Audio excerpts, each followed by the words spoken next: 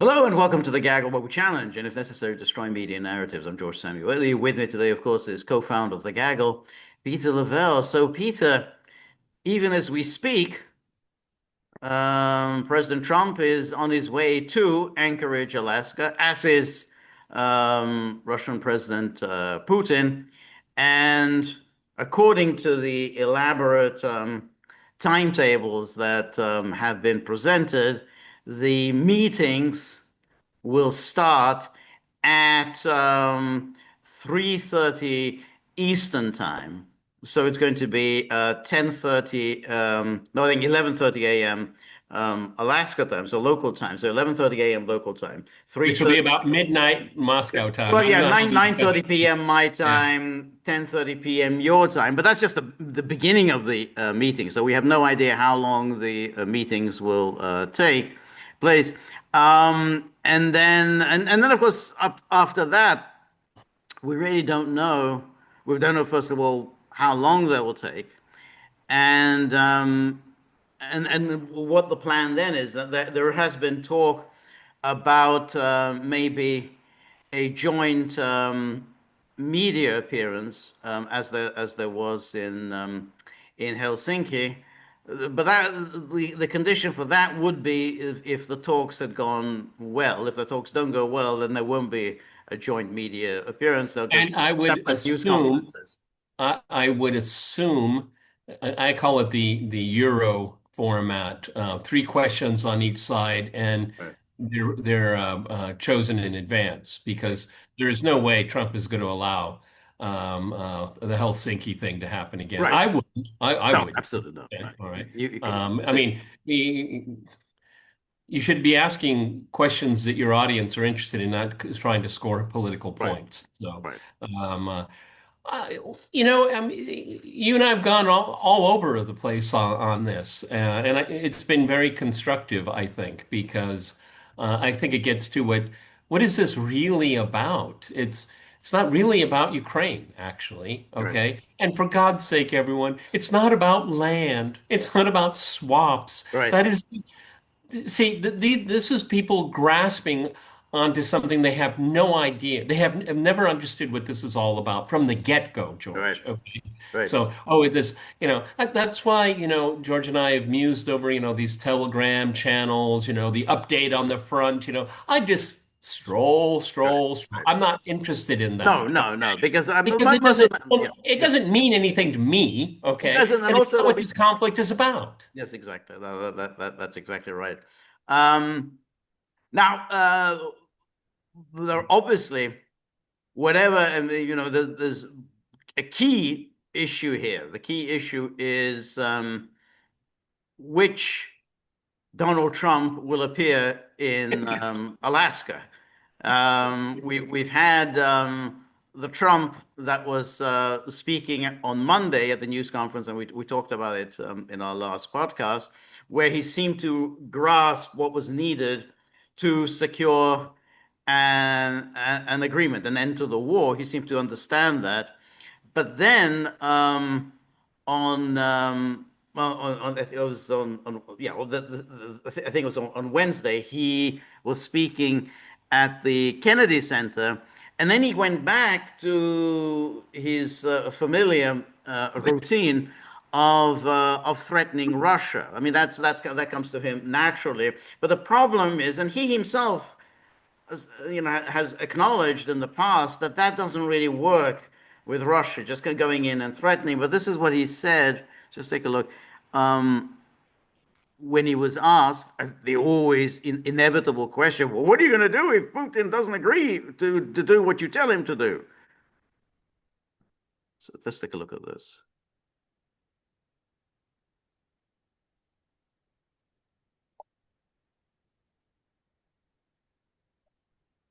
Happening. There's a thirst for it, and especially when the crime is knocked out. When we knock out crime, some people They're still probably going say on about about crime in places DC.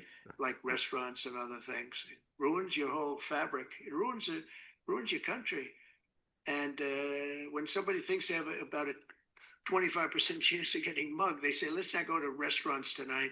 We're going to make it so that they have no chance of getting mugged, and it's going to happen soon. And yeah, we think we're going to have a lot of very successful evenings here. Please. Is that where you got the 25% thing?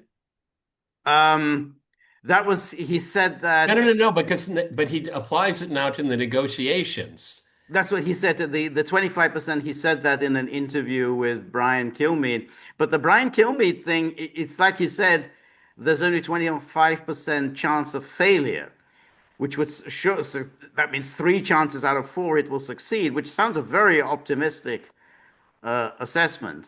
Now here he's just being asked, well, what are you going to do if Putin doesn't do what you tell him to do? Vladimir Putin does not agree to stop the war after your meeting on Friday. Yes, they will. Yeah. What will the consequences there will be be? consequences. Sanctions, tariffs? There will be, I don't have to say, there will be very severe consequences, yes. So there is. So there will be very severe consequences. Now, Well, what else can he say? well, I agree. Yeah. I agree.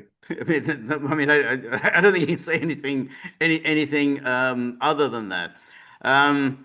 But the problem is he's under, he's getting all this pressure from the Europeans, and they're completely up in uproar about all this.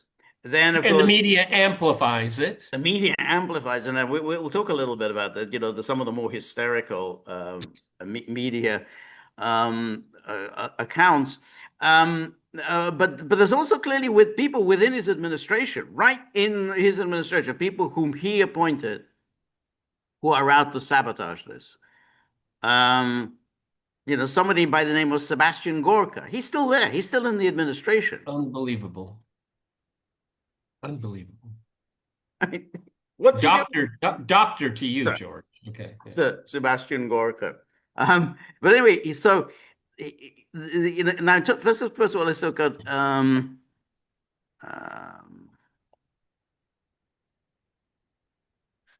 here was the Russians. Clearly, this was Putin speaking yesterday, and he declared that I would like to talk about the stage we are at with the current American administration, which, as everyone knows, is making, in my opinion, quite energetic and sincere efforts to stop the fighting, stop the crisis, and reach agreements that are of interest to all parties involved in this conflict in order to create long-term conditions for peace between our countries and in Europe and the world as a whole, if by the next stages would reach agreements in the area of control over strategic offensive weapons.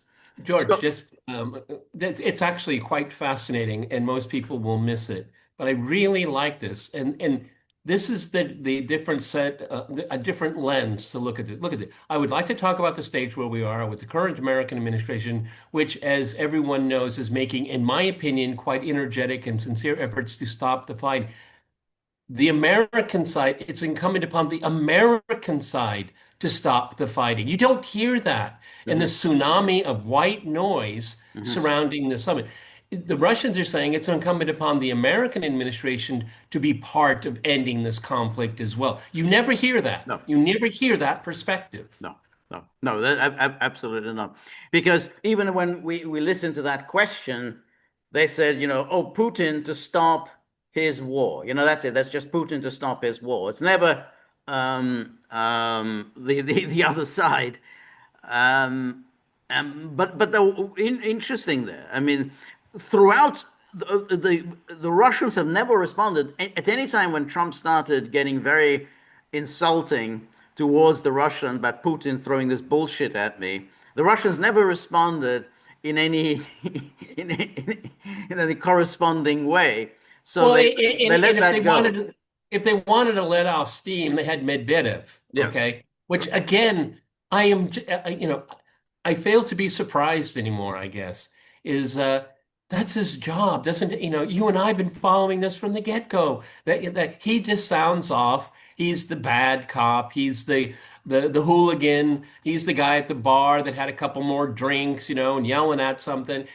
That's what that's his positioned rhetorical role. These so-called Russia watchers or experts couldn't figure that out. Right. Really? Right. Right. Right.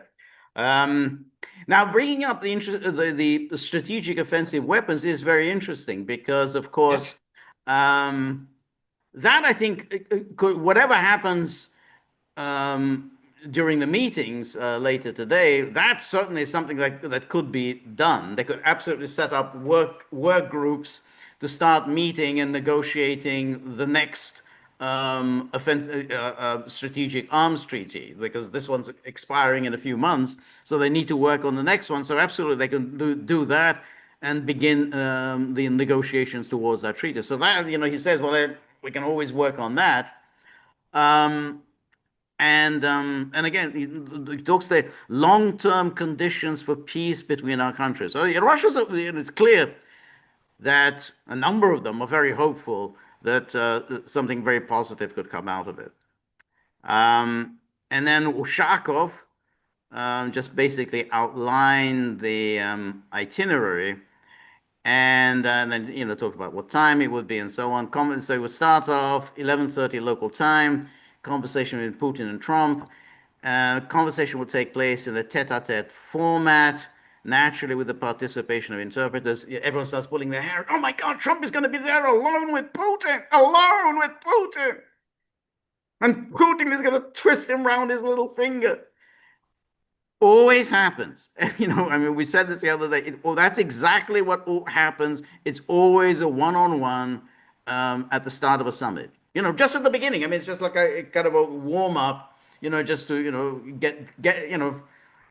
express some friendly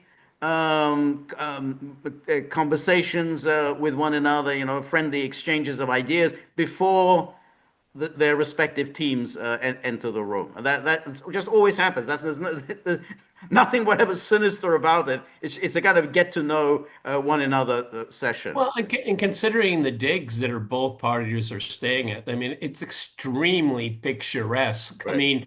Let's go out on the veranda and look at the sunset or sunrise or whatever time it is there. Right.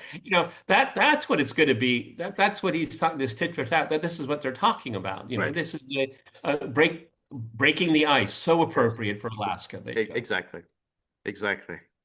And then there'll be negotiations with the delegations, and then negotiation will continue over a working breakfast. And then he lists who's going to show up. So Lavrov will be there, Ushakov will be there, Belousov, the defense minister, Siluanov, the finance minister, and then this Kirill Dmitriev, who is this Russian, an American educated Russian. He was there. He's the Steve Witkoff of Right, the exactly. Russian But he's got all these qualifications up the wazoo. He was at Stanford. Then he went to Harvard Business School. Then he went to Goldman Sachs. So he's done the whole American thing. The credentialing that Americans like to do. And George, it's significantly he'll be able to literally speak the language of the American Right. delegation. Okay, Right. Yeah. it won't be heavy accented and rambling. Right. Again, in the American mind, it's still Khrushchev and Brezhnev. Brezhnev in the later years had a hard time finishing a sentence. Okay, Right. and then Right. Khrushchev was yelling and screaming. Yep. And I think that having Dmitriev is really key because Right. we're not bears, we're Right. not seals, we're not, we're people. Okay. That's right. Yeah. And he's been tweeting a lot of stuff out, pictures of Alaska, and so on. And then after the negotiations, Putin and Trump will hold a joint press conference to summarize the results of the talks. So that the Americans haven't confirmed that. I think that's just The Americans have confirmed far less than the Russians have. Yeah, exactly. As for the summit agenda, it's obvious to everyone that the central topic will be the settlement of the Ukraine crisis, including taking into account the discussion was held in Kremlin, as you remember, on August the 6th, with Steve Witkoff. But naturally, broader tasks of ensuring peace and security will also be touched upon. as well as current and most pressing international and regional issues. And an exchange of views is expected regarding the further development of bilateral cooperation, including in the trade and economic sphere. And I like to note that the cooperation has been enormous and unfortunately untapped potential. But it is, no question, there's a heavy economic and financial, delegation. I mean, that's there. And as we can see, the Americans are also bringing economic and financial delegation. So the large group of advisors U.S. President Donald Trump is bringing with him could provide a window to the issues up for discussion. It includes the two top economic advisors, Bessent and Howard Lutnick. Lutnick is just ubiquitous. He's always everywhere. While Ukraine is at the center of today's talks, Russia has said it also wants to discuss improving economic ties, and Putin is also bringing a business delegation in the hopes of turning the discussion to economic matters and possible business deals. And then Bessent's department is also responsible for enforcing sanctions, while Lutnick handles tariffs. Trump has threatened severe consequences if Putin doesn't agree to end the war, including possible secondary sanctions on countries importing Russian oil and gas. The two advisors most responsible for Trump's efforts to end the war are also there, Marco Rubio and Special Envoy Steve Witkoff. And then CIA Director John Ratcliffe will also be with Trump. Now, who isn't coming? Well, Pete Hegseth isn't coming. I don't know why, but Pete Hegseth it hasn't been brought along. So he's brought a senior team, but not his defense secretary, even though the Russians have brought their defense minister. As far as I understand, J.D. Vance is going to be there. That hasn't been mentioned here. Yeah, that's what I read. Yes, it's funny that there's no mention of this in this article, but I read that as well. Now, this is Trump speaking aboard Air Force One on his way to Anchorage. So it says, U.S. President Donald Trump emphasized his good relationship with President Putin on his way to Alaska and offered the potential for business discussions, but only if they make progress toward peace. And then there's Trump saying, I notice he's bringing a lot of business people from Russia, and that's good. I like that because they want to do business, but they're not doing business until we get the war solved, which I think is obvious. I mean, unless that's done, I mean, there aren't going to be any business deals. Well, I don't know. It's interesting. Sometimes CNN can surprise you because I'm surprised right now because at the fragment at the end of the first sentence there, but only if they make progress towards peace. Well, yeah, that's how I look at this entire summit. And the Ukraine conflict is not going to be resolved in Ankara, okay? Maybe a movement towards it or how to reframe the conflict, which, as far as I'm concerned, George, I'll let the cat out of the bag early. You and I have spent many, many hours talking about the end of the Cold War and what it means to the two primary sides that were involved in it. The Russians, the way George and I have explained it many times, is that they opted out of it. And thus, in the West, they saw that as a defeat. Well, that is a really big mistake. It's one of the reasons why Ukraine happened the way it did. And it's interesting. We haven't talked, the Helsinki one was big. This is even bigger because Russia has put a marker down that it's going to stand up for its security and interests and sovereignty. A great deal of the global majority in the world are looking at this in the same way. And make progress towards peace. Well, you're going to have to recognize Russia's security demands. You can't ignore them anymore, okay? You can't ignore them because we got a war for the West ignoring Russia's demands. And so that is on the table here. And business certainly can help. I agree. I would really caution everyone. The Russians don't trust the Americans, okay? They don't trust them at all. Hey, let's work on rare earths in Alaska. Okay, well, let's talk about it, okay? but we're not going to decide anything here and now. But is that on the agenda? Is strategic arms reduction on the agenda? What's good? What is this the beginning of something? It's not going to be the finish of anything. Right. Well, obviously, the Russians are hoping that it will be the beginning of something. I think they do believe that Trump is really their best bet when it Yep. comes to the United States. That there isn't Probably. anybody in the Yep. United States who has any Yep. prospect of becoming president who Yep. would be more ready to work with them. And so that's why I think they're going to do whatever the max. They'll go the maximum distance that they can to accommodate Trump. But then Trump would have to essentially bite the bullet. I mean, he's going to have to make real concessions on the war, and it's not clear that he is prepared to do that. I mean, just simply saying, "Well, this we need a ceasefire, and Putin had better agree to a ceasefire, or else we're going to impose sanctions." That isn't going to work. I mean, Trump has tried that, and it isn't going to work. So that's why I said at the beginning that it all depends on which Trump shows up, and then which Trump will prevail in the post summit interpretations, because that's going to be key afterwards. Everybody in Washington is going to be doing the interpretation, and if they think that Trump he gave away too much, they're going to attack him. So then he's going to say, will he hold his ground if he does come under attack after the summit? Well, yeah, but I mean, again, it goes back to goes back to how we frame all of this. If this is an immediate ceasefire in Ukraine, it's already failed. The summit is already over. That's why, and Trump is really good at marketing. Okay, he's not always a great politician, actually, not even a great businessman, but he is a marketing guy, and it's how you frame it. And I think that. If we look at in the, I'm going to get real wonky, and George knows exactly where I'm going here. But the Russians are going to propose, mark my words. We need a new global security architecture for Europe. Are you interested? Now, they're going to have to pitch it in a way that he can understand and see how it is advantageous for himself, Donald Trump. Okay.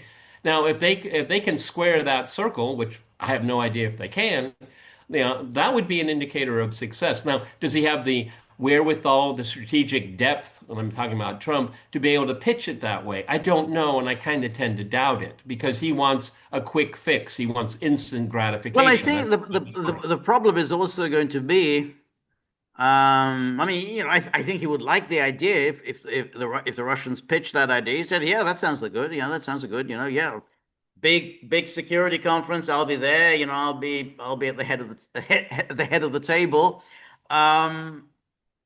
The problem is that he's going to have to go to the Europeans and pitch it. The Europeans will say, "Sure, yeah, we'll go along," but only after Putin agrees to a ceasefire in Ukraine. I mean, they're absolutely going to say, that's the only condition under which we'll show up. And I think that would just probably put an end to that, because I think that Trump will try to cajole them, and they'll say, no, then we need. Yeah, we well, need a okay, well ceasefire. I agree with how you've set it up. I'm not sure they would have the wherewithal to Yeah, they actually. would. There's nothing he can. Oh, they would, but then There's things nothing could they can. There's nothing really that they can. I I'm mean, not. but Look, yeah, George. They gave him what's my favorite term? What is it? A tongue bath over yeah, tariffs. but Yeah. he's gone along with them. I mean, that's the key is he's gone along with them. I mean, his initial instinct was just to bring this thing to an end, and he's gone. Now he hasn't gone along with them 100%, but they've been quite skillful in getting him to support their project. It's their project, not really his project, but they've got along with doing so. Well, okay, we can put that to a side, and that'll be part of our post-mortem.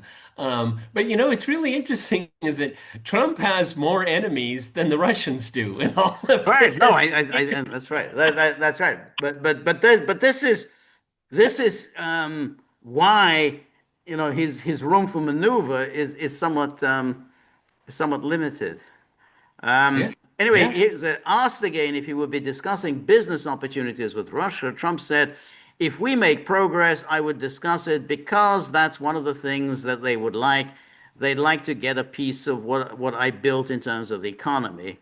And then Trump told reporters that he believes something will come after the summit in Alaska. Look, he's a smart guy, been doing it for a long time, but so have I. I've been doing it for a long time, and here we are. We're president. We get along. There's a good respect level on both sides, and I think, something is going to come out of it. Um, I like how he says we're president. that we're president, yeah, That's a Trumpism. um, um, and You know, then, have you noticed, George, that anytime he compliments someone, he quickly compliments himself? oh yeah, always, yeah, yeah. That's always, it always goes back to him. Um, and then it goes on. He was talking on this Air Force One.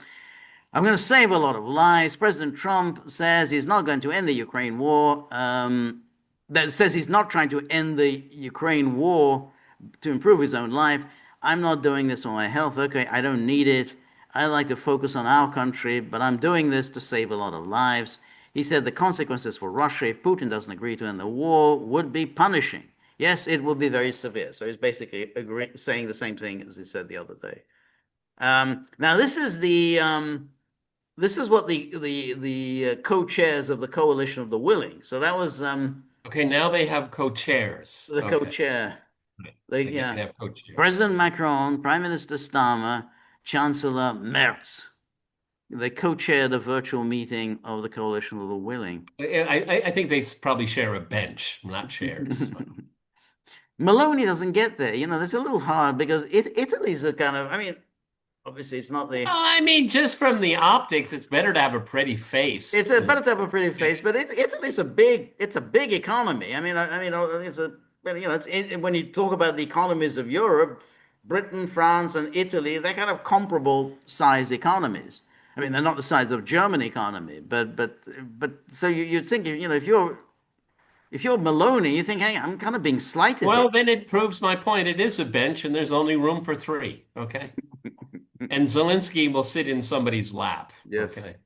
And so blah blah. Leaders welcome President Trump's efforts to stop the killing in Ukraine and Russia's war of aggression, achieve a just and lasting peace.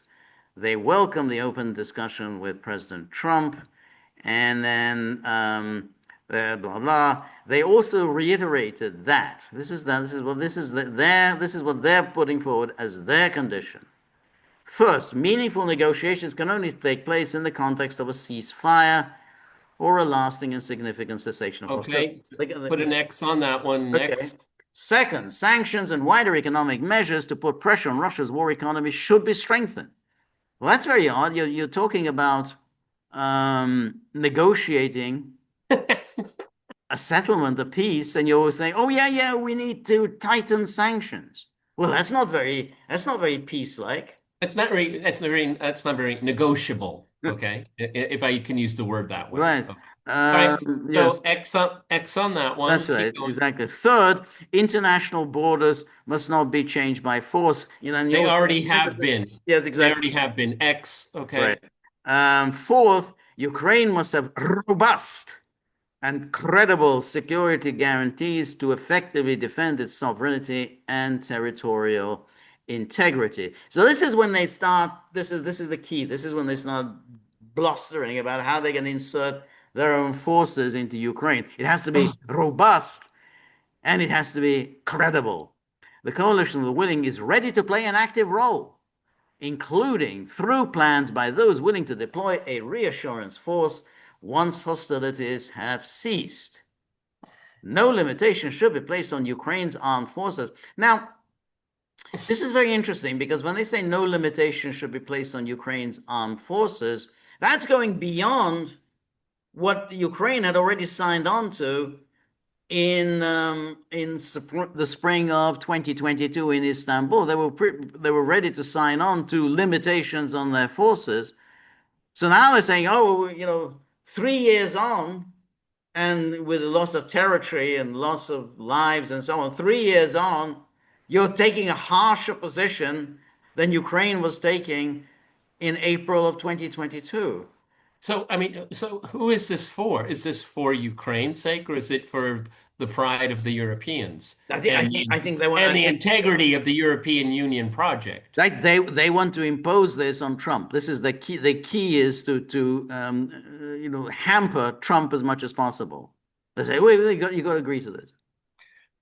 Oh, No but limitation should be placed. That's right. So then Russia, the last sentence in that paragraph is really important. Go ahead. Russia should not have a veto against Ukraine's pathway. But then the EU and NATO have a veto on the security arrangement in Europe. That's right. Okay, well, put an X on that one. Keep, That's right. That's right. That's right. Not for the lack of trying, but it didn't work. That's right. See, this is what I was trying to get at. This is what this conference, if it's really going to have any meaning, this is what this is about. Who has the veto over who has security? And this is what the Russians have been saying since the coup in 2014. Okay, it's not penetrated into. No. Like I said, I mean, over the last 8 years, George, 10 years, smart people saying stupid things. Well, why isn't this written in responsible statecraft? Who has the right to veto security? Nobody there talks like that. Right. They should. Right. But that's the point. That it has never throughout history has anyone enunciated the principle that you have a right to deploy whatever forces you like to the detriment of the security of your neighbor, and that your neighbor doesn't have any say in the matter. And that's what NATO's position. Oh yeah, of course, we have an absolute right to surround Russia with hostile, heavily armed states that are part of a military alliance that is hostile to Russia. We have an absolute right. That's our freedom. That's sovereignty. It's an absolutely ridiculous argument, and it's an argument that the West did not accept when the United States, when Kennedy clearly indicated at the time of the Cuban Missile Crisis that sovereignty of Cuba or no sovereignty of Cuba, we will invade the island and dismantle any Russian missiles that are stationed on the island. Now, you could, if you're going to argue for sovereignty, say, well, that's a violation of Cuban sovereignty. Cuba has absolute right to make its own decisions about its security. It's an absolute right to deploy Soviet missiles on its soil. But the West didn't say. The West was fully behind Kennedy's view. So this is just complete nonsense. This idea that you have a kind of a sovereign right to do whatever you like on your territory because it's a sovereign territory, even though it's clearly a threat to the security of your neighbor. Yeah, but I don't think it's a stretch to interpret that paragraph in an additional fashion. It seems to me, starting with no limitations here, it's the EU and NATO that are determining Ukrainian security policy. Now, the Ukrainians would probably agree with this, no doubt, but it's the EU and it's NATO or European NATO that are determining what security means in Europe. Okay. Again, Ukraine, it's irrelevant. Ukraine remains irrelevant to this entire conversation because they believe that they have the right to. But that's the point. But it was never about the security of any countries at all in Europe. I mean, the NATO expansion was never about the security of any country. It was always about surrounding Russia with hostile states. It was always about pushing Russia out of Europe once and for all. It's like a once in a lifetime opportunity to remove all Russian presence, all Russian influence in Europe. And that's why they moved as quickly as they did, starting in 1991, to expand NATO. So it was never, we're really afraid of Russia invading us. Nobody said that. Nobody said, Russia's going to invade us. It's ridiculous. But what they wanted to do was say, that's it. We've now created a continent one military alliance in this continent, and there's no room at all for any kind of Russian influence here. And then they say, but you see, and this is what happened, which is quite interesting, and it was entirely predictable that after this conversation with Trump on the telephone, so they had this meeting of the coalition of willing. Then Trump called to join that conversation. So Zelensky's in Berlin with Merz, and then all the other leaders joined because they're on vacation. This is August. I mean, Macron's on holiday. He's down in the south of France. I mean, August in Europe is kind of, it's holiday month. I mean, it's not like the United States. So Macron was on holiday. That's why he couldn't be there. But he obviously took part online. And then after the conversation with Trump, it was obvious that what the story they would put out is that, Trump is on board with our view, which is what they did, if you recall, back in May. Remember when they had that meeting in Kiev in May, Macron, Merz, Starmer, and they had again with Zelensky, and then they had a phone conversation with Trump. And then after it says, Trump agrees with our policy that if Russia doesn't accept an unconditional ceasefire, he's going to impose sanctions on Russia. They put that story out right away, put it out much faster than Trump did, and so Trump's on board with our view, but Trump wasn't. But that's the story they put out. So here's something similar happened here, where Macron said that U.S. President Donald Trump expressed the willingness to European leaders on Wednesday that the United States and other allies should be part of giving Ukraine security guarantees to end Russia's war in Ukraine. So it's now claiming Trump is going to have the United States give security guarantees to Ukraine. Yeah, well, again, I think George put it really well in the beginning, well, which Trump was he speaking to? Well, okay. Well, that's And okay, look at this here. The United States and other allies should be part of giving Ukraine security guarantees to end Russia's war in Ukraine. Was anyone else on the call and say, but Mr. President, that means we're going to go to war with Russia?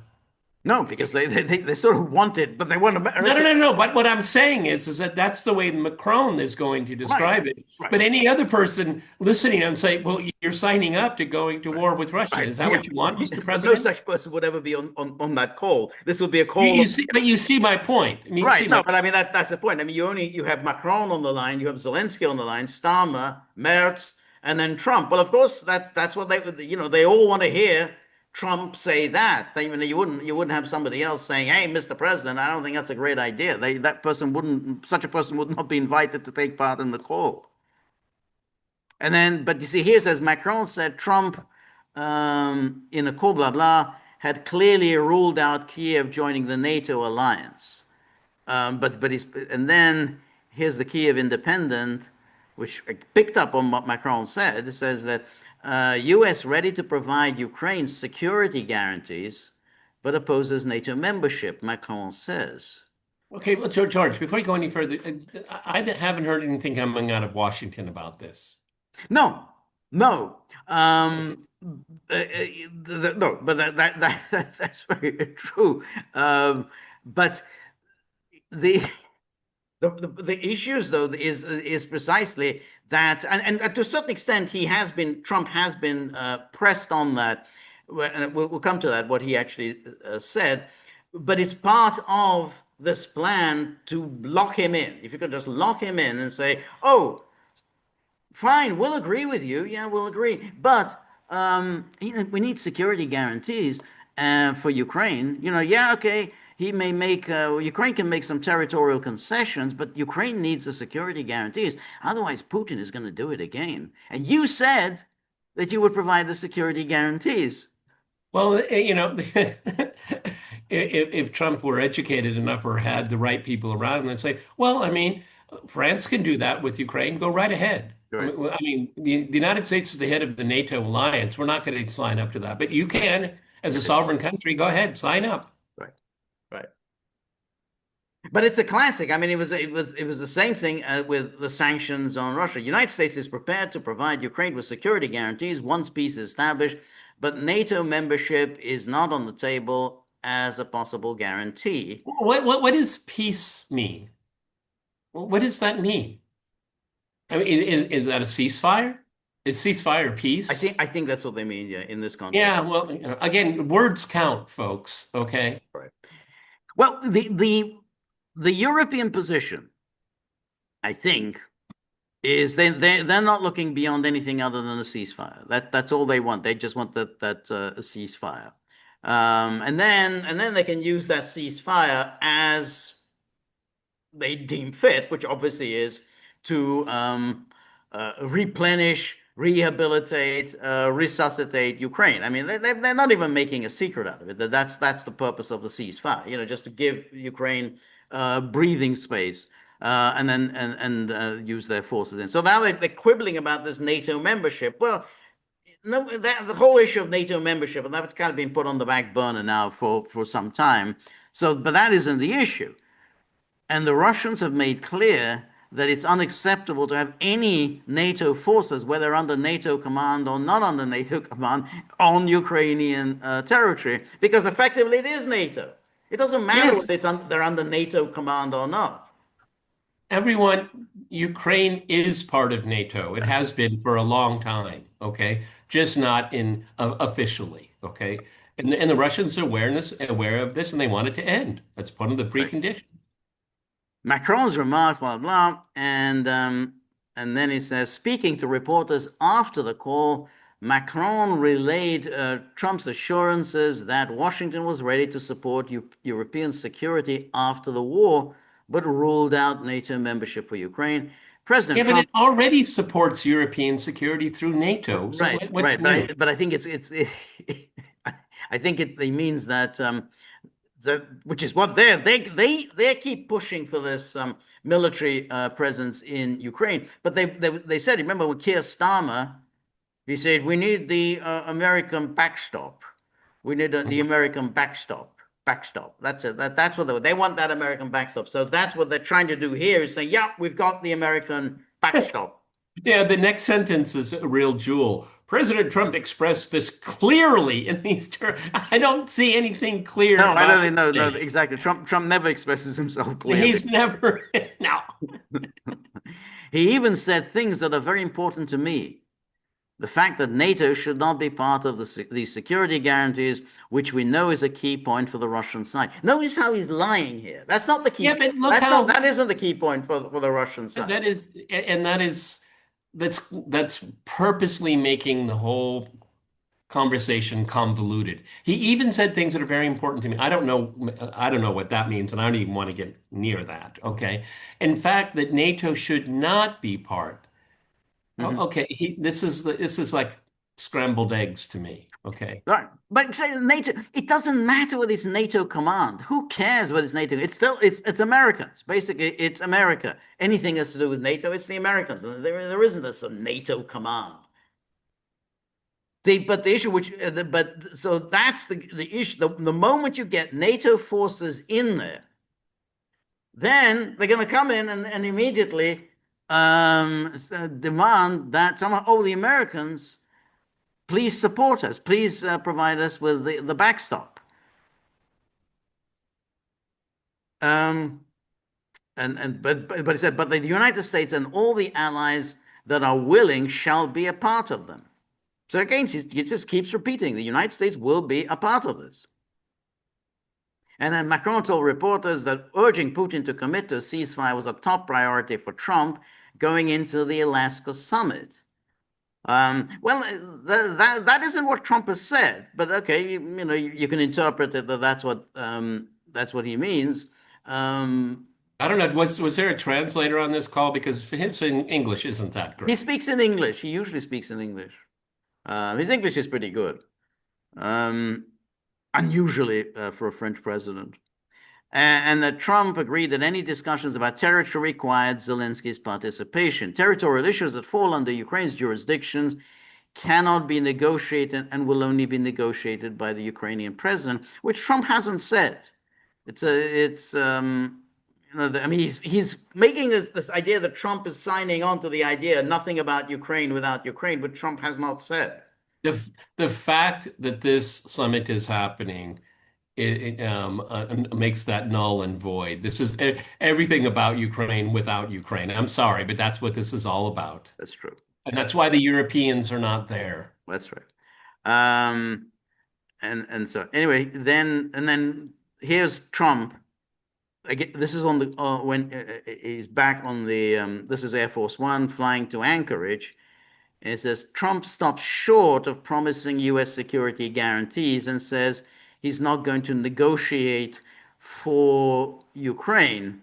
That's not the same thing as saying nothing about Ukraine without Ukraine.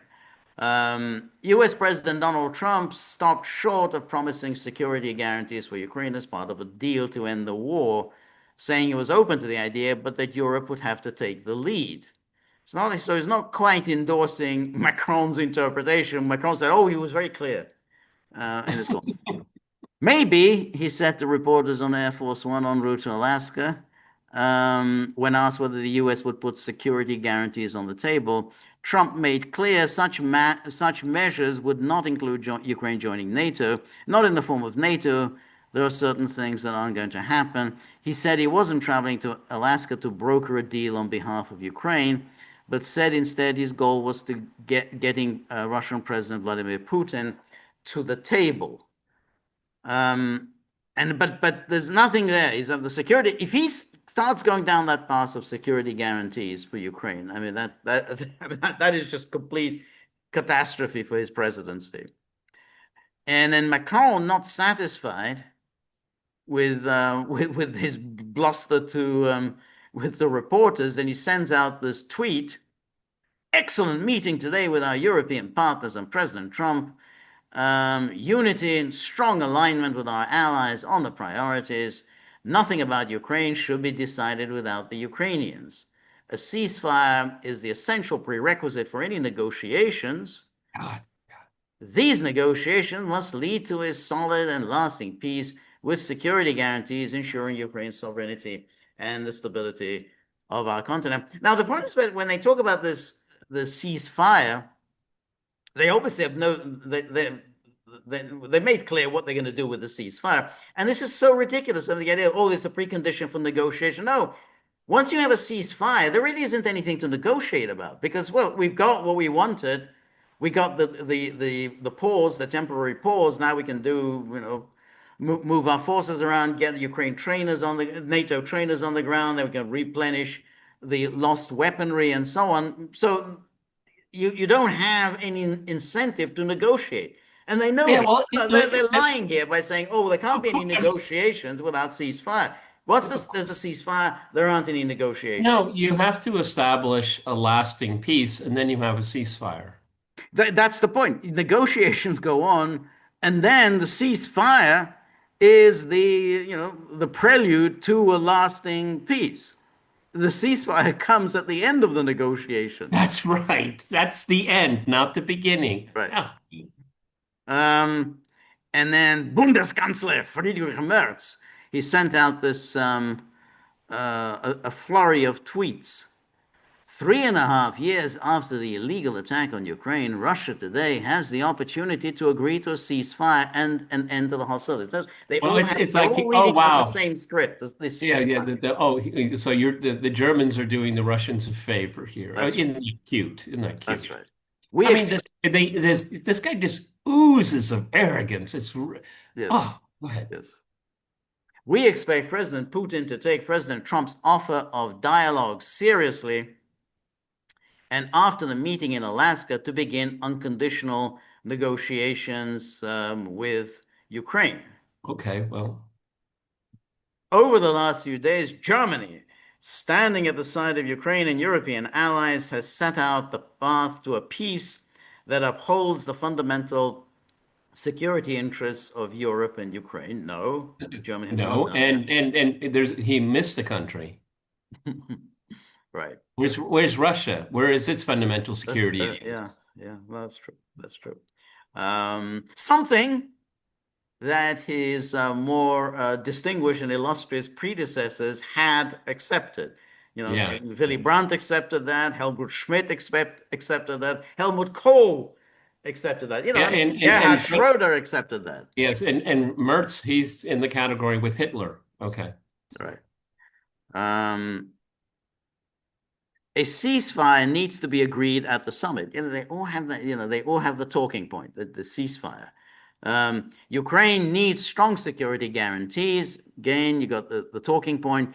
Territorial questions can only be decided with the agreement of the Ukrainians.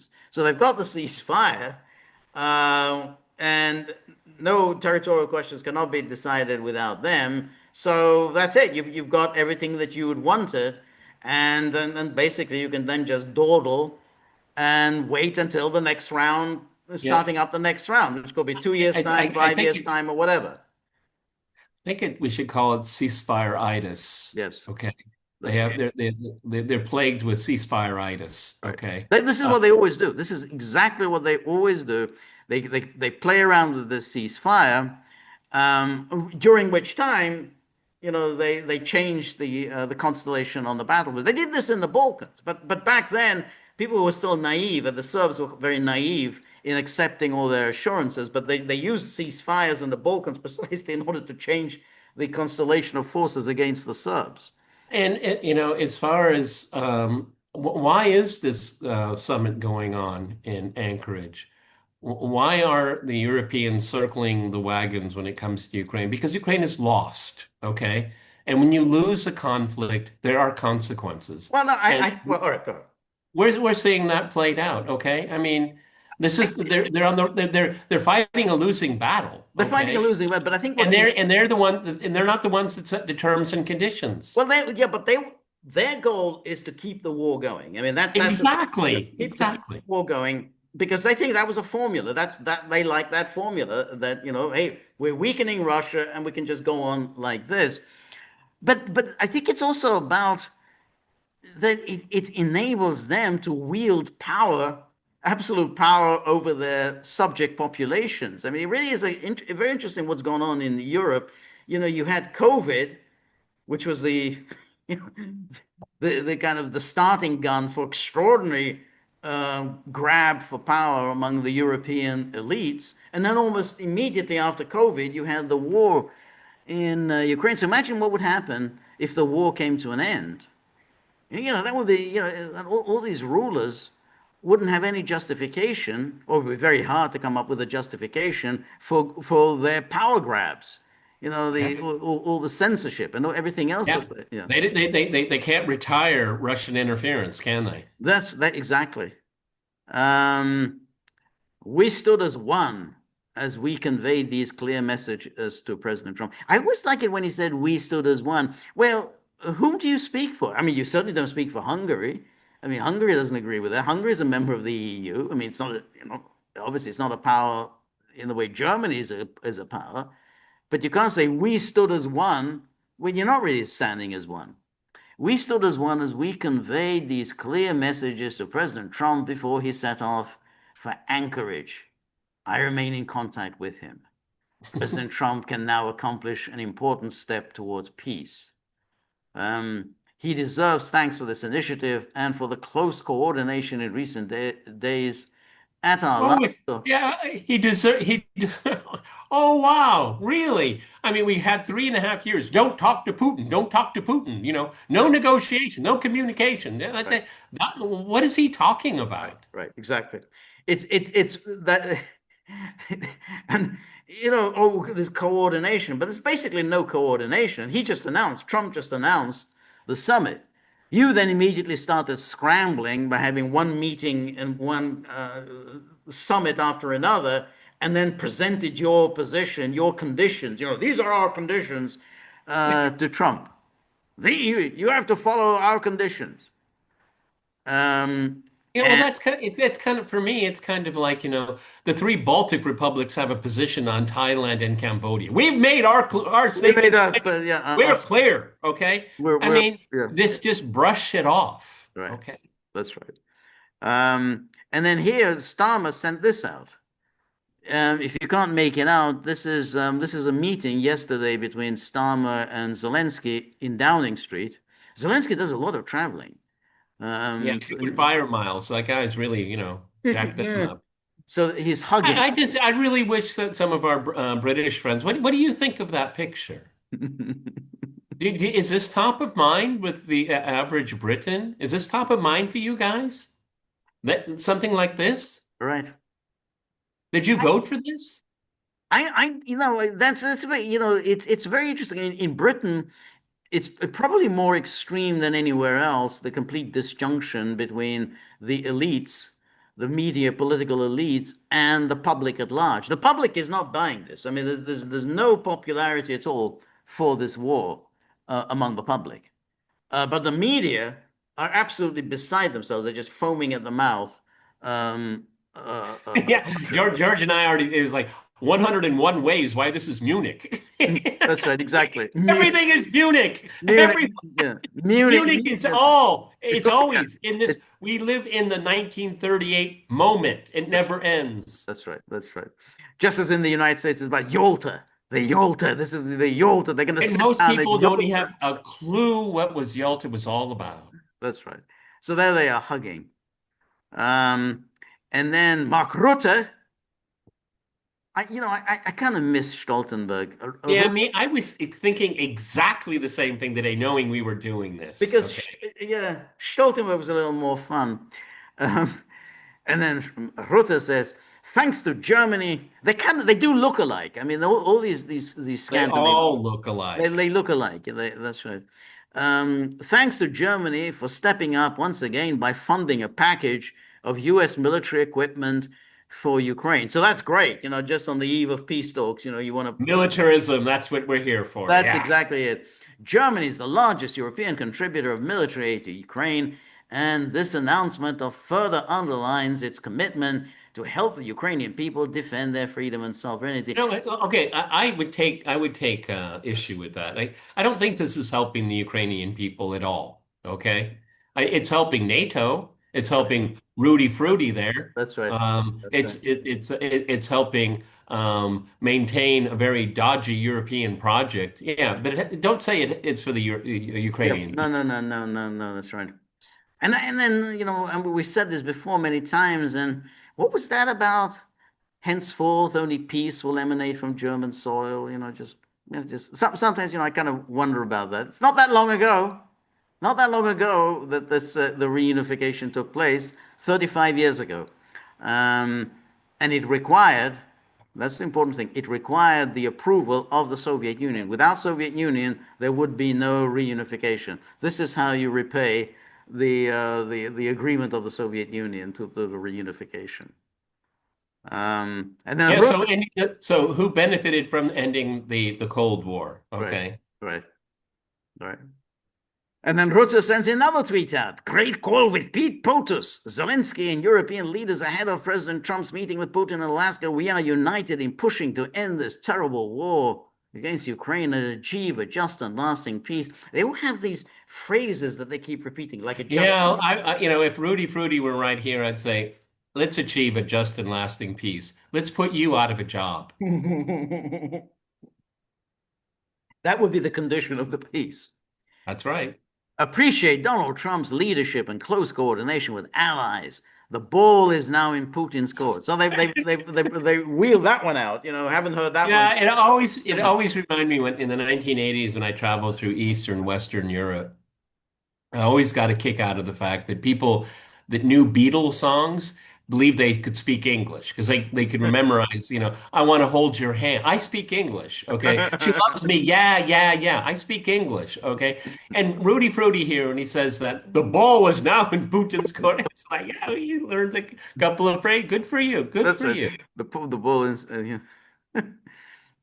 It's not even. I mean, I don't even know what it even means, but. What I don't, yeah, of course. Um, and then we all agree that until a ceasefire and a lasting peace are achieved, our support for Ukraine will remain unwavering.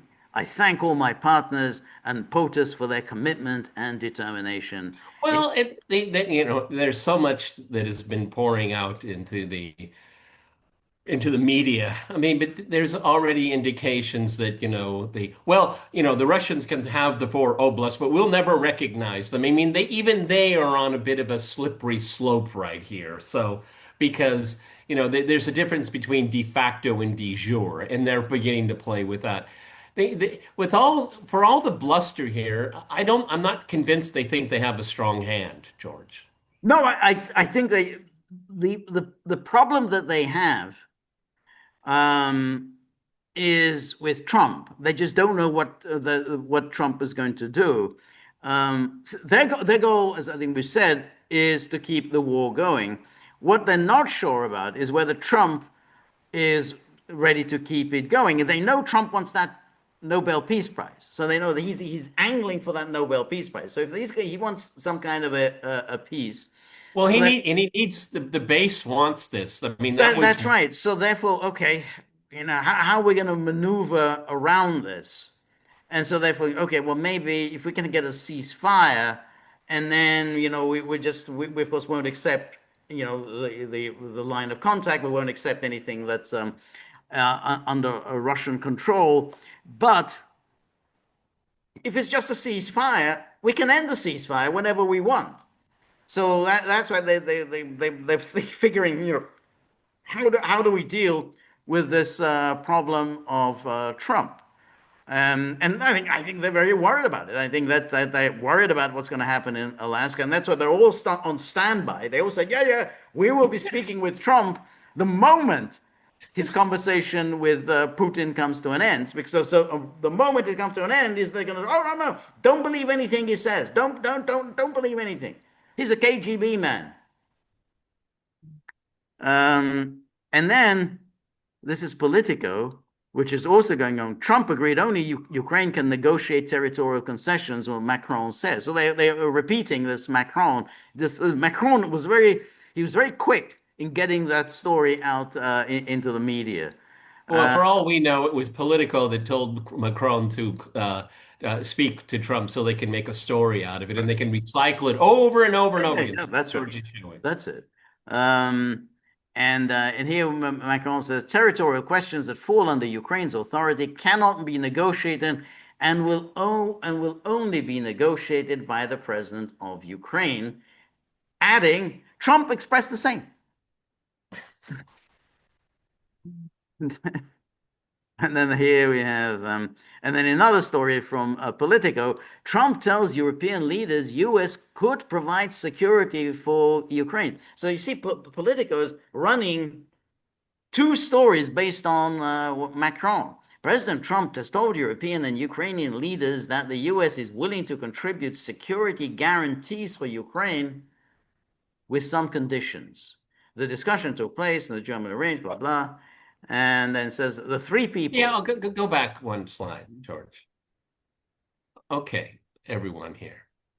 Okay. President Donald Trump has told European and Ukrainian leaders that the U.S. is willing to contribute security guarantees for Ukraine with some conditions. Well, with some conditions, that's kind of the kicker, isn't it, George? Right. It's a meaningless sentence. Right. What are those conditions? Okay. Well, I think the conditions they mean is you say, okay, well, I provide the security guarantee as long as it's not NATO. And then Macron says, okay, fine. You don't want to call it NATO, we won't call it NATO. And I think that's the cute little game that they're trying to play here. Oh, no, this isn't NATO. No. Nothing to do with NATO. This is just coalition of the willing. With an American backstop. Here we go. With the American backstop. Going around and around and around. And then here we have the three sources. All said the U.S. was willing to play some sort of a role in providing Kiev with the means to deter future Russian aggression if a ceasefire is reached. Okay, here we go with ceasefire-itis, everyone. Right, exactly. That's George and I have no interest in this ceasefire nonsense. Well, but that's that. But yeah, of course. But that's what. Let's get to the peace part, okay? Right. They're not going beyond that. They're not going beyond that. The goal here is get a ceasefire. We of course won't bother to observe any part of the ceasefire. We're just going to keep sending in the forces. And the most important thing, we get NATO forces into Ukraine with the American backstop. That's the European plan. I mean, that's why they're doing this. That's the plan, and they think they're going to rope Trump into it. But the problem is, even if they rope Trump into it, Russians aren't going to go for it. I mean, Russia's not, they know exactly what this little ploy is. George has already said it in this podcast. If this were to come about, the scenario that George just described, it would destroy Trump's presidency. Oh, yeah, And yeah. a lot of things are destroying his presidency. Okay, Right. this would add to it. This was absolutely. You get yourself into a situation. You're issuing a guarantee to Ukraine, and either that means you're going to put American forces on the ground in Ukraine, or, which is maybe even worse, you're essentially providing a backstop. You're providing a guarantee to the British and French and German forces. I don't, but if German forces do go there, so whatever nonsense they get up to, the moment they get themselves in trouble, America has to come in and bail them out.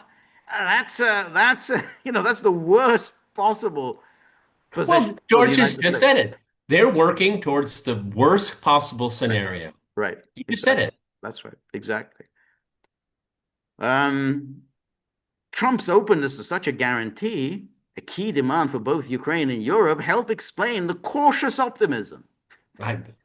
Cautious optimism European officials have expressed after the conversation and ahead of Friday's meeting. Trump did not specify what he meant by security guarantees and only discussed the broader concept the person briefed on the call. Yeah, you could, again, maybe George and I would have been better served by having psychology degrees instead of the degrees that we have. Trump just probably is like, yeah, he just puts down I got their attention, man. I'm number one. Everyone's talking about me. That's all he wants. Does he take any of this on board? I tend to doubt it. I tend to doubt it as well. I mean, we know the way Trump talks. He kind of rambles. Yeah, well, I mean, he could easily say, a peace deal is security. Those are the security guarantees. He could just say, I am the peace president. Look what I did to Iran. I pulverized Iran. Now we've got peace with Iran. And said, peace. The moment that's all I'm going to be doing in Alaska. I'm going to negotiating a peace. Security guarantees. Yeah, well, whatever. If there's peace, then we're going to have guarantees. Exactly. I mean, exactly. And then while European and Ukrainian officials feel that Trump has taken their advice into account and is seeking a ceasefire, they are wary of what will happen when Trump and Putin are alone together. Here we go again. There's the other trope. Go ahead. They're alone together. His finger. That's right, exactly. With no one but an interpreter. And then at the end of the meeting, Trump will ask the interpreter, I want your notes. And don't talk about this meeting with anyone. While Europe is probably because Trump is going to say, look, Vladimir, since I'm here, I hear the real estate scene in Moscow is really booming. It's red hot. Come on. I tried this cold call thing through people years and years ago. It didn't work. Now I got you in the room.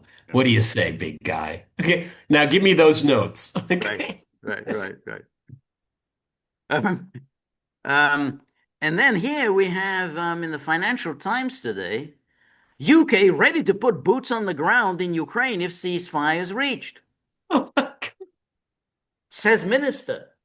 This is this guy, John Healey, one of the dumbest characters the British. Well, there's one thing you have produced.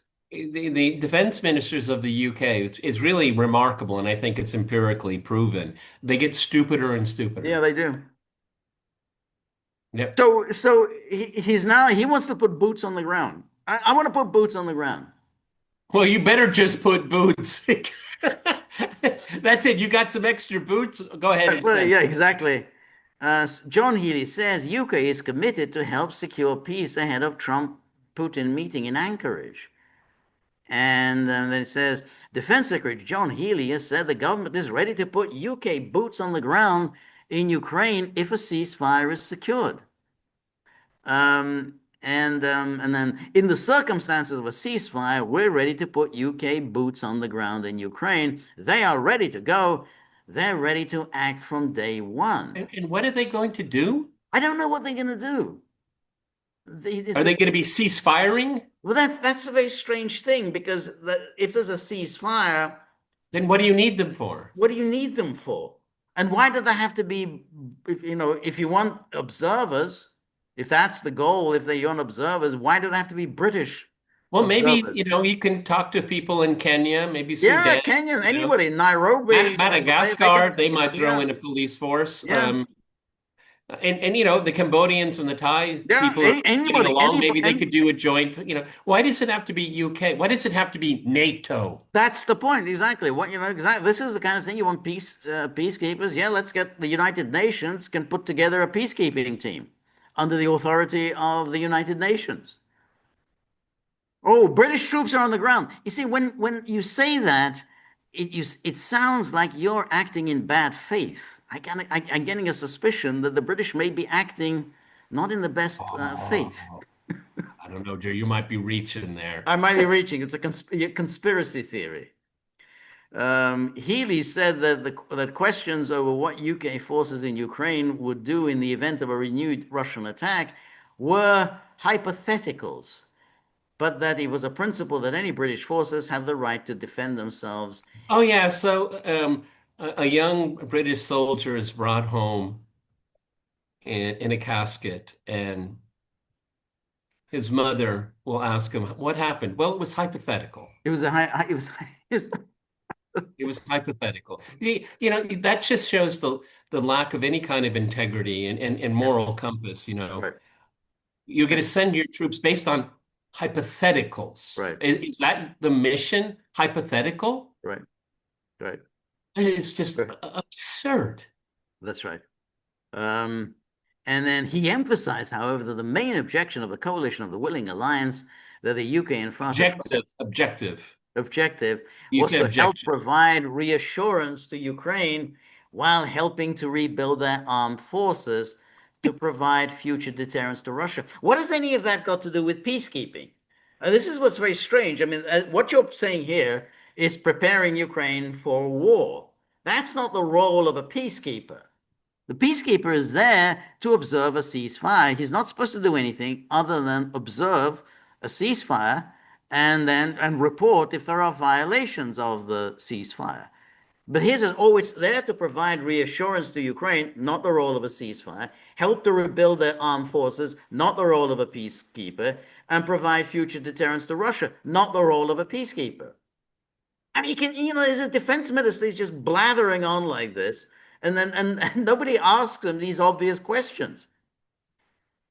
In the end, the strongest deterrence against Russia reinvading or regrouping and relaunching their aggression against Ukraine is the strength of Ukraine. It's not really.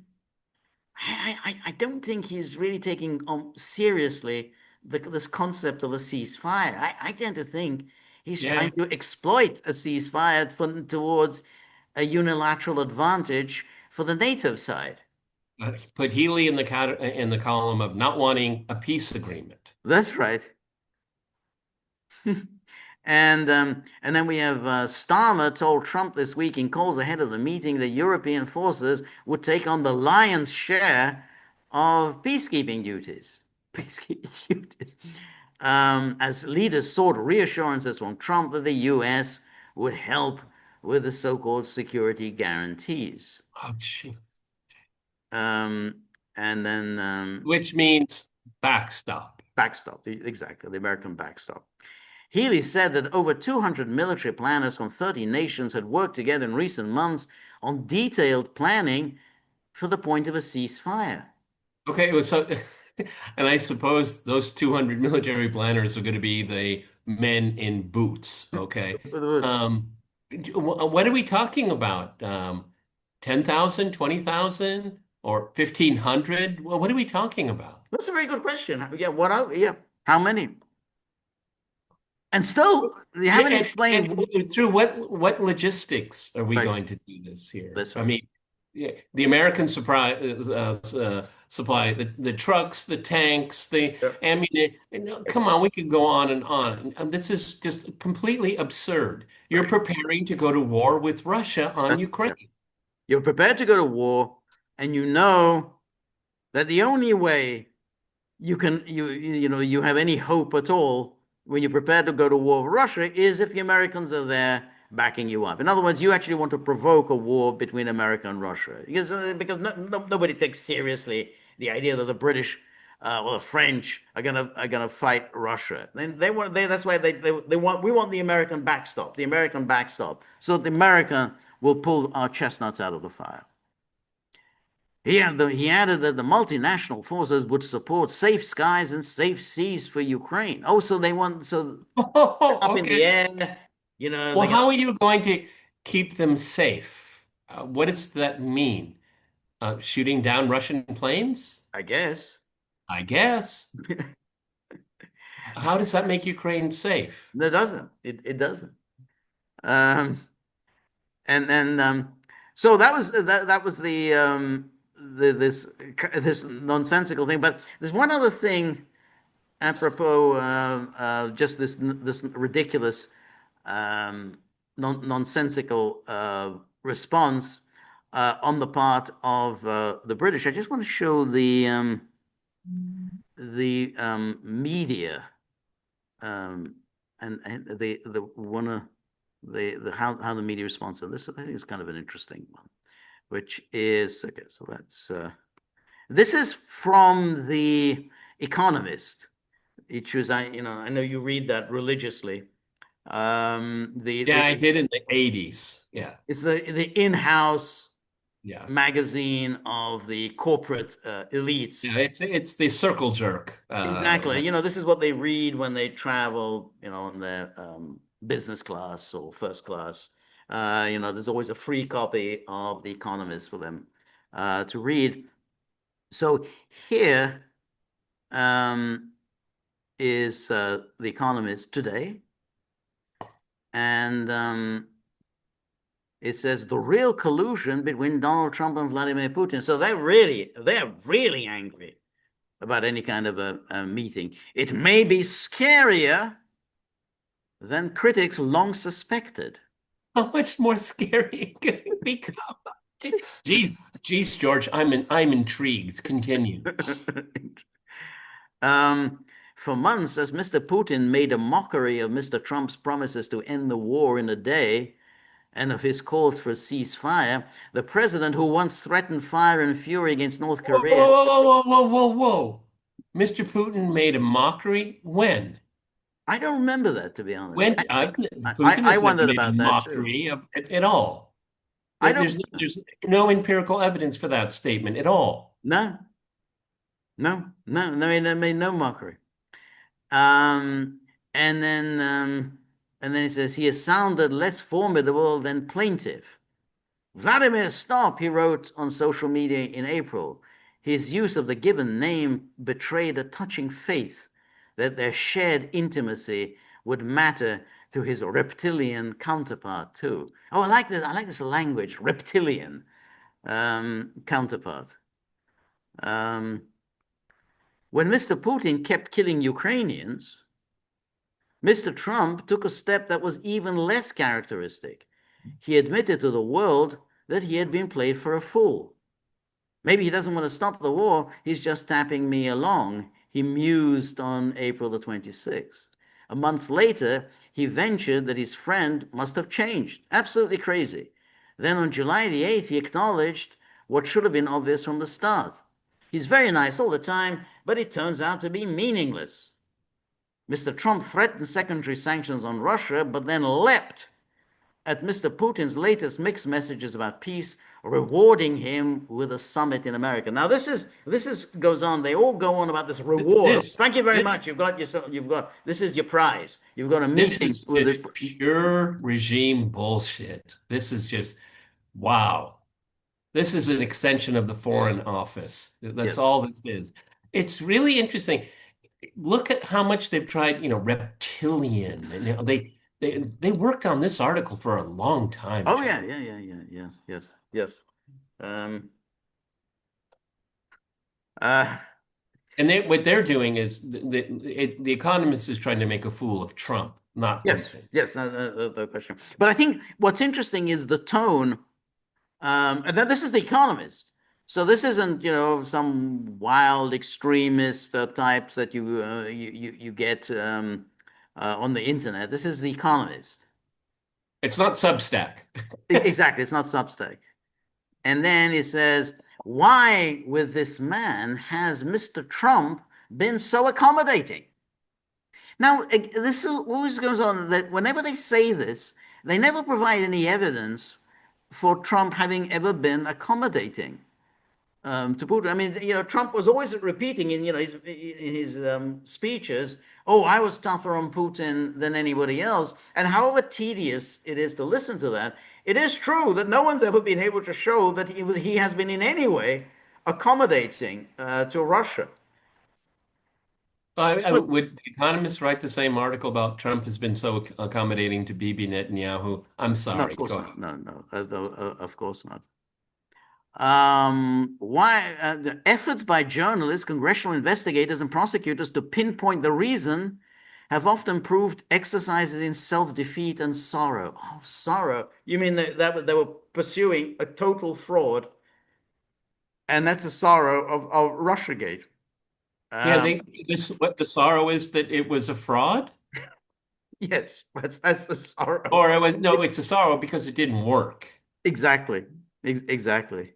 And always remember, Christopher Steele Yeah. had been a long time MI6. He's a senior figure in MI6. The pattern seemed sinister. Mr. Trump praised Mr. Putin on television as far back as 2007, invited him to the Miss Universe pageant in Moscow in 2013, and wondered on Twitter if he would be his new best friend. Sought his help to build a tower in Moscow from 2013 to 2016. That's completely untrue. He never did that. That was done by that creep Michael Cohen, And he who made a cold call to the Kremlin. exactly that's he made a cold call because he was such an idiot. He had absolutely no idea even how you go about having building something in Moscow. I mean, the idea of putting in a call to the president's office, the president's going to say, well, you got to speak to the city government. You got to call the Talk to the mayor's mayor. office. Talk to the mayor. Right. The Kremlin doesn't have it. I mean, it just shows what an idiot Cohen is. I mean, it's the same thing anywhere in the United States. I mean, if you want to build something in Chicago, you're going to talk to someone in Washington. Um, and that's it. But you see, notice how they're just putting out one lie after another. All these lies have been debunked, but they still continue to repeat them, and tried unsuccessfully many times in 2015 to secure a meeting with him. Totally untrue. Absolutely, completely false. That was that idiot Papadopoulos, who was basically, he wasn't speaking on anyone. And incidentally, he got everybody into trouble by doing this nonsense that he's trying to try and arrange a summit. And Trump, when he heard about it, he said, "This is totally idiotic. This is going to be, I'm going to lose votes if I How were many? to meet Putin." And that was after how many beers? Then came Russia's interference in election 2016. Oh, that's so nice. You still just trot this out. Election in 2016, including its hack of Democrats' emails. You see, they're throwing this out, this hack of Democrats' emails, for which has never been any proof.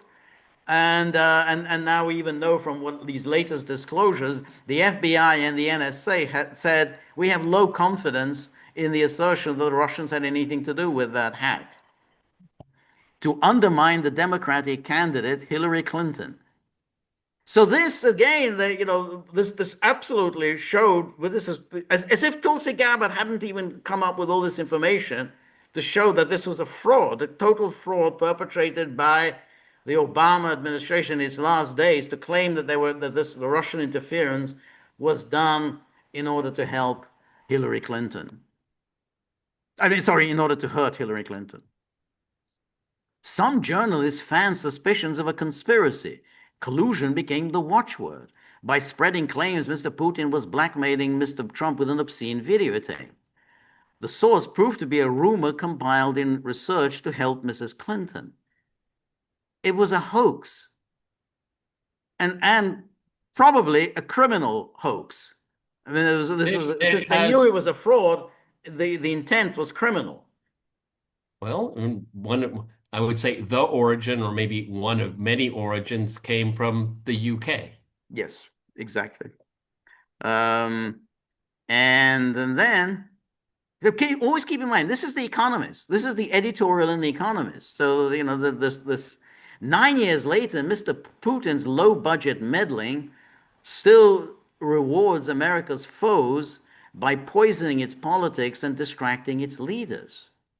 I don't understand the hoax. It was the hoax that poisoned America's politics. The hoax that Russia interfered in that election, that was the hoax. That's what poisoned American politics. Putin had nothing to do with any of this. Pam Bondi, the Attorney General, has started a grand jury investigation into what Mr. Trump called treason by Barack Obama and others in his administration. The basis is a misrepresentation of an intelligence finding in the waning days of Mr. Obama's presidency. Tulsi Gabbard has said that because Mr. Putin did not hack voting machines, the finding that he tried to help Mr. Trump was a lie. That's not what she said. That isn't what she said. Yeah, but everyone, this is willfully lying to willfully, exactly. This is malicious lies, completely distortion of what was said. The conclusion that Mr. Putin tried to affect the election by influencing public opinion. There's nothing wrong with that. If that's all anybody was to claim, that the Russians influence public opinion, well, everybody does that. That's not what the story was. The story that was put out by Obama was that the Russians hacked the US election, exactly what you said about the Democrats' emails, in order to help Trump. That was a claim.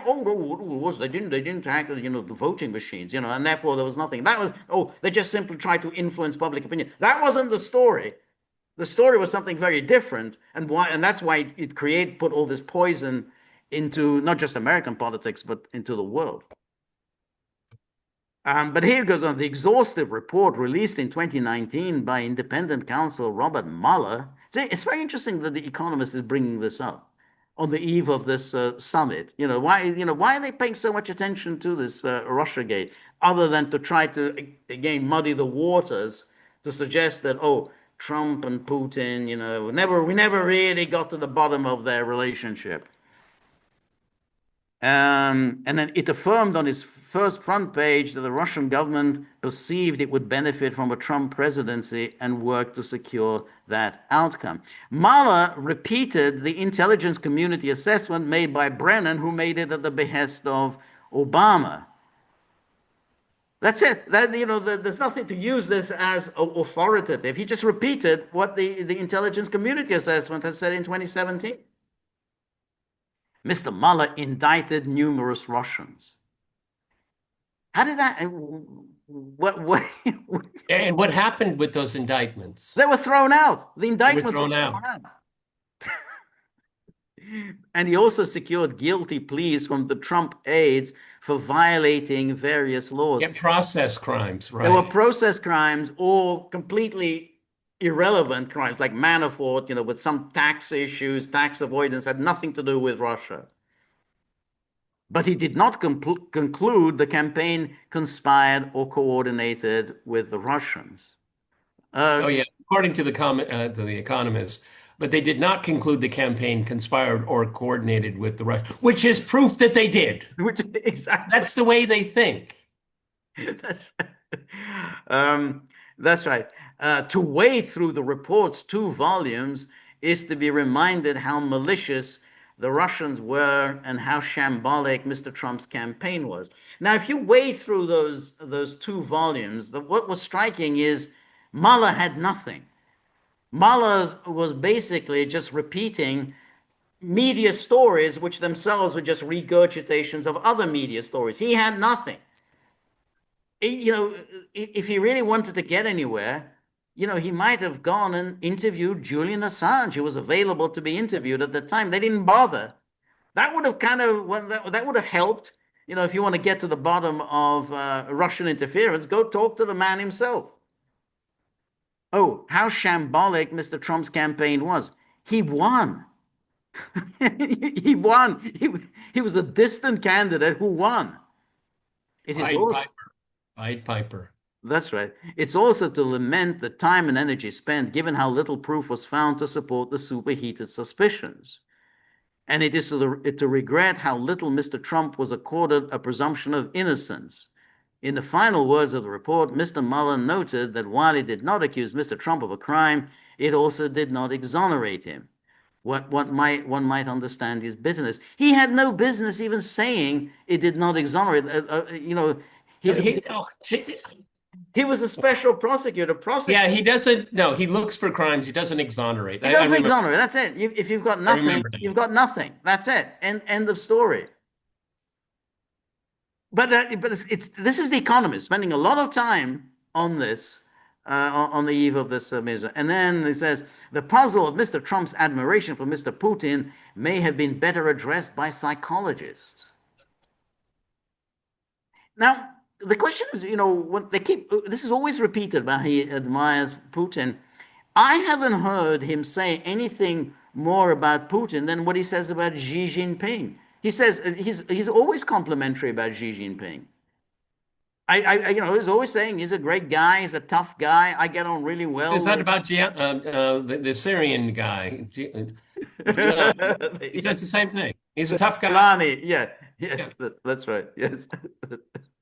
But you see how this is always just regurgitating this thing about how he has this great admiration for Putin, and they all repeat this, even though there's just no evidence at all in any time that he admires him more than anybody else. He does this all of the time, and when he admires someone, he admires himself. Yes, that's right. Yeah.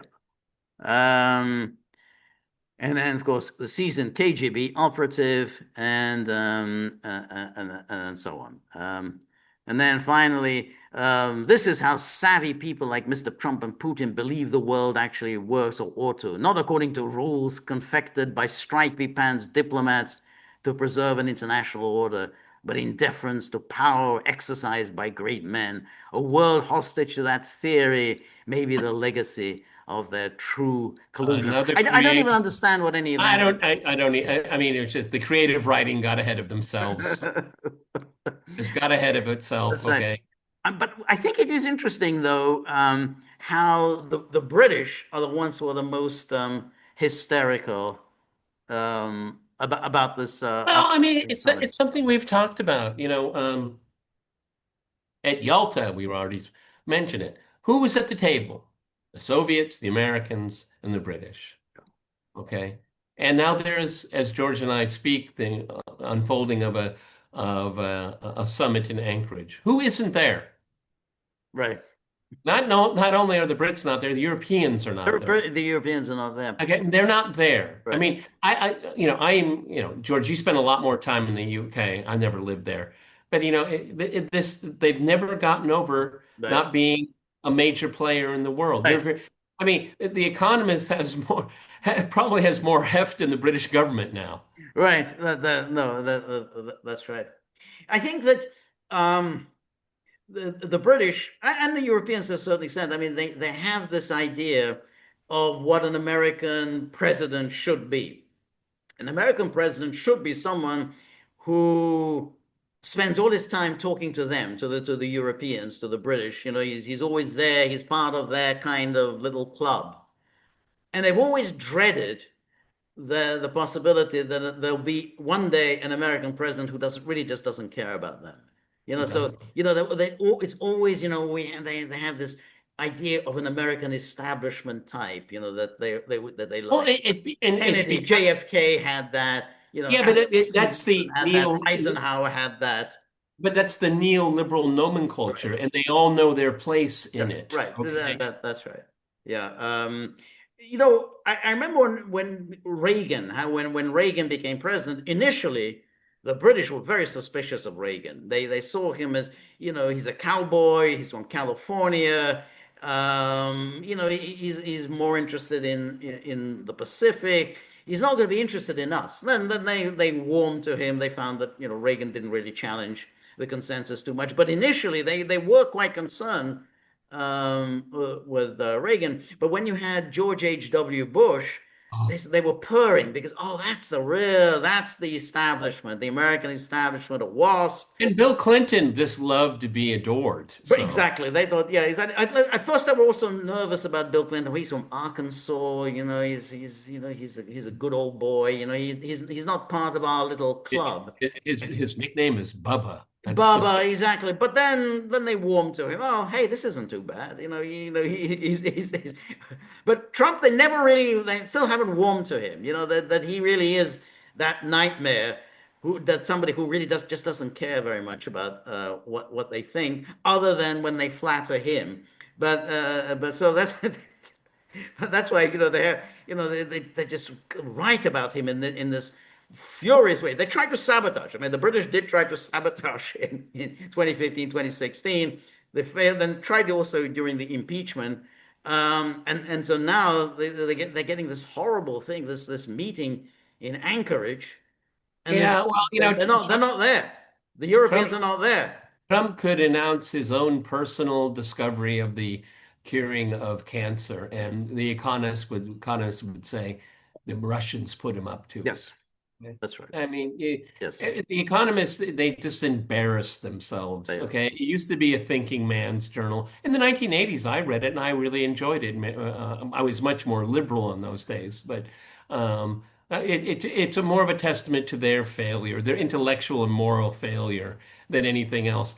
Attacking Donald Trump. Wow, that's an original idea. Right. I mean, who cares? Well, but it's interesting. You're attacking Donald Trump, and then you trot out Russia-gate, after all these years and after so much material has come out, and you're still, trying to bring up Russia-gate. I mean, that's, it's a little like those late night comics who had a real good time in the Bush-Cheney years. And then even as the Obama years went on and on, they couldn't bring themselves to make any jokes about Obama. They still kept making jokes about Bush-Cheney. So years go by, and it's as if Bush and Cheney are still in office because they can't bring themselves to accept that the world has moved on. So that's why, they go back to Russia-gate. Somehow something went wrong. We had him, and yet he slipped out from our fingers. Yeah, but again, the people like The Economist show how irrelevant they are. George, do you think that article is going to have any impact at all? No. No, because it's just speaking to the converted. Yeah. That's all that is. Right. Okay. They're not making, and they used to have good journalism. They used to have some very insightful things. Now it's just a rag. And it's just for the convert. It is a tiny church of very angry people. Yeah. That's right. And it's very interesting that, I mean, we've done this before with the economists, and particularly on the question of war, because there's never been a war that they haven't advocated for. So so it's always just interesting. I think we did a podcast on that. The covers, the Economist covers, Gulf War I, Gulf War II, Yugoslavia. Always the Economist, the case for war, the case for bombing. Oh, and they were pro-Chechnya. Yeah, exactly. That's right. That's right. Always for every Western war. Yeah, and how many cover stories, lead stories about the collapse of Russia? The collapse of Russia. Yeah, that's right. Yeah. Or Putin the dictator, and then you have some particular variation of Putin looking extra sinister, with it really sort of dark and and or some repugnant creature, with his. Yeah, they like the reptilian thing. The reptilian, exactly. So anyway, we're a few hours away. Prediction. That's a tough one. Number one, the conflict in Ukraine will not have been resolved along the lines of the Europeans and the deep staters all around the Western world.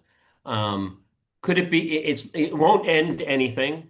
Will it be the start of something? That's the optimism in me, that this is going to start a conversation about much bigger issues.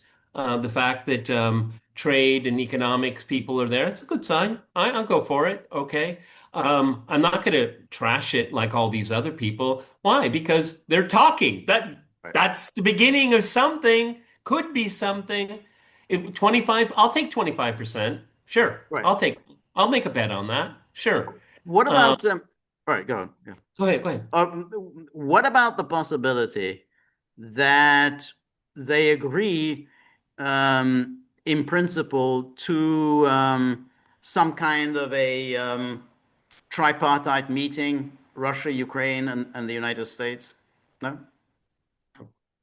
No. Why? Because it'll just be a public relations blitz. It'll, somebody will get spat at, a chair will be thrown, somebody will be yelling. We all know who that will be. No, the Russians will never let that happen. It's a big step forward considering the last time these two guys met one to one. Okay, Right, Russians got really burned by it. Was what Putin called it a shit show. right, right. Okay. So no, I don't see that. I see that if an agreement, I don't want to have a peace agreement, not a ceasefire, but a peace agreement at some point in time, maybe, yeah. What about, all right, let's think about what if is there a possibility, not at the presidential level, but say a meeting of foreign ministers, Lavrov, the Ukrainian foreign minister, and Marco Rubio, just the three of them meeting. Maybe like within a G20 setting, I think an established setting where it would be more on the sidelines as a first step, as a baby step. I think that, that is, I would welcome that. I would welcome that. Okay. But there should be no top level trilateral meeting unless there's something to agree upon, where you walk away signing something or pledging something. But other than that, no. I mean, for most people think, Putin snookered Trump into a meeting. The Russians probably did this with great hesitation, okay? And I think when it was first mentioned, you and I were very like, well, I was saying a week ago, still don't count on it happening. I Right, remember saying that a week ago, okay? right, right, So if this is a big step. And I admire the Russians for doing it because the level of trust is zero. right. Zero. I mean, George and I do countless hours. Okay, they're meeting in Anchorage. What's going on in Azerbaijan right now? Okay, it's been floated that Trump is going to try to get the Russians to do peacekeeping in Lebanon. I mean, talk about a train wreck idea. Right. I mean, all these other things. I mean, the world is a lot of moving pieces out there, and the Western world is dead set on targeting Russia. So, the pressure isn't going to be off. I think the Russians would very much like to see this conflict come to an end in Ukraine, and I think the United States under Trump would too. Okay, we got one thing in common here, one thing we can agree on. Okay, I'm of the opinion it could have a demonstration effect, but I'm not that naive anymore. Okay, I do think, and one last thing, Trump. Trump needs this. He needs it to go the way he wants. However, in his head, he understands going his well, way. I think that's the point, that he he can't walk away with nothing. He can't just simply say, well, we had this meeting and basically nothing really came out of it. So he needs to come away with certain things. I think at a minimum there will be an agreement to begin talks towards a new nuclear arms control treaty. I think they will say committees from both sides are going to start meeting to negotiate a treaty. I tend to think that they're going to cobble together something that in future there will be a meeting between Lavrov, Russian foreign minister, and Marco Well, Rubio. what I agree. I agree with you at that level, and Right, I don't think it would be a genuine specific, I think, like I said, G20, something like Right. that, where I think Right. that would be the first step here. What Trump wants, he wants a lot, but what a lot means to Trump may not mean much to you and me. He Right. wants No, to be, he wants to be invited to Moscow. right. Yeah. No, I think so, but I don't think he wants to bring this thing to an end. I mean, he knows that the clock is running on this. I mean, he knows that ultimately, he said one day, then he kind of got, extended and so on. But now it's been 6 months. So, basically time for him is running out. So he wants to get somewhere um, along these lines, and that's why I think the Russians are going to give him something like that. So hey, well, we are What making progress. what they can give him, and you and I have talked about this for donkey years now, is that one thing that can be a winner, he can write it on the back of an envelope and put it in his pocket as a trophy. Is that there's going to, and you disagree with me, but I'm going to stick with it. He's going to demand a pan-European security conference. This is the way forward, okay, where everybody gets a seat. He's going to play it that way. Everybody gets to say in this game. That the Russians will go along with that. Yeah, What the 50th anniversary yeah. of I don't think I that's going to see happen. we did well. This will be an interesting thing to talk about. Well, If no, you have time tomorrow, we'll talk about it and we'll go through this, okay? Because for me, George, that's the only way that we're going to do joint mining and all.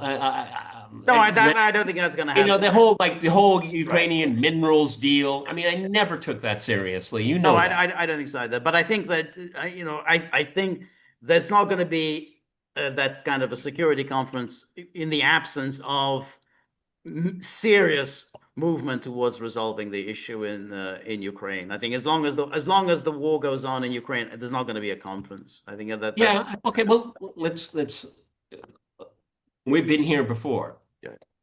Because I've always stressed with you, can U.S.-Russia relations improve without a resolution of Ukraine? And I think Trump would like that because it's not his war, it's Biden's war, remember? But it's too difficult to Yeah, disentangle them. you can't, and And even Trump one himself. thing, Yeah, but one even last Trump. thing, one last thing, one last thing. One thing that we see out of all of the Russian pronouncements moving towards this summit is bilateral relations. They talk about that all of the time. So that's what's on their mind. Yes, that is on their mind. But the fact is that the bilateral relations have not made any progress since Trump returned to office for this very reason. I mean, they talk, even that whole thing about normalizing their diplomatic relations, normalizing Yeah, the they're talking to each other. diplomatic That's not compound. normalization. None of that has materialized, and the reason is that this is the big elephant in the room. I mean, you can't do any of those other things until you resolve this one, and ultimately it is going to be an issue. I mean, if the United States continues to send arms to Ukraine, if the United States continues to provide intelligence to Ukraine, if the United States continues to help target Russian sites in Russia, if the United States helps Ukraine kill Russians, then there's not going to be any other kinds of agreements. I mean, it just cannot happen. You're helping to kill Russians, and then we're going to sit and talk about business deals or normalizing diplomatic representations or visa renewals or whatever. I mean, that just can't happen. It's gonna happen. Yeah.